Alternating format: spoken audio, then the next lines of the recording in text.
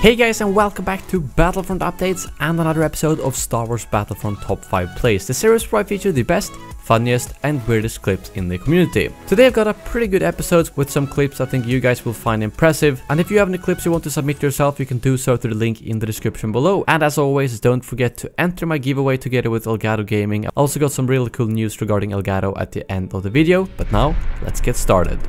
At the number 5 spot we have Dazzle Eyes with a quite nice multi-kill on the Death Star. He gets only 3 kills, but he does it with the Sonic Imploder. And as you know, the Sonic Imploder deals, well, very little damage to say the least. So he must have timed it quite well just after they get hit by something else, because I don't think you can one-shot anyone with a Sonic Imploder even if you hit them dead on, meaning that it's quite tricky to get multiple kills with one. Moving on to the number 4 spot, we have a clip from Vaz De Cao, who seems to be a quite good pilot with the TIE Fighter, because first of all he takes down some enemy starfighters, but he then continues to get a double trample with one strafe run. I've never really perfected the skill of trampling because, well, I usually just crash when I do it, but he seems to have found the perfect mark for when to turn up to make sure that you don't crash, and thanks to that he gets 2 kills with one strafe run. This is the kind of clip I wish I could really see from the ground to see how it looked on those guys who got trampled. Moving on, we have a clip from Avocado Mania, very nice name I gotta say, who gets a really impressive multi-kill with the secondary fire, because the secondary fire that he blindly fires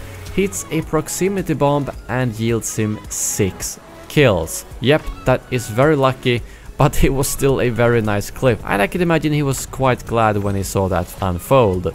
And moving on to the number 2 spot, we have a clip from Vulcan 2405, who actually shows something new that I don't think I've featured on this channel so far, because he launches a speeder bike. This is a trick that I still don't quite know how you do, but I know there's some way you can actually make the speeder bike go forward after you jump out, and he does that, sending the speeder bike straight into the bunker, giving him a double kill. Unfortunately, it doesn't actually yield you the kill, but if you look at the feed, you will see that 2 guys die from that speeder bike, which is nice to see. And of course, to top off the clip, he gets a 5-man thermal imploder a few seconds later, which is just the icing on the cake. But I thought it was really cool to see someone using the speeder bike launch not to team kill people, but to actually kill the enemies, like a proper player. And lastly, at the number 1 spot, we have a clip from Liam O, and I think some of you might recognize this, because a very similar clip was actually voted the number 1 clip of 2016 on my channel.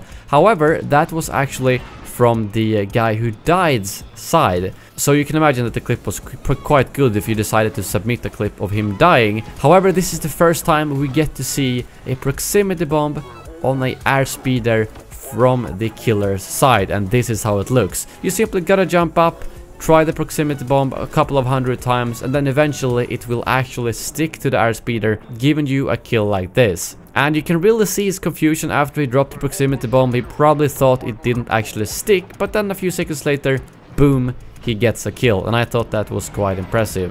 But that brings this video to an end. As always, a big thank you to Avocado Gaming for sponsoring this series. They just announced 2 really cool products for any of you who do any type of content creation. First of all, a green screen that is portable, something that I really wish I had at my old house where I couldn't fit a normal green screen, and also a cam link that allows you to plug in your normal camera as a webcam, so you don't need to use normal webcams that are usually quite bad quality. So if you're interested in any of that, you can read about it through the link in the description below. But that brings this video to an end. Thank you very much for watching, and as always, may the Force be with you.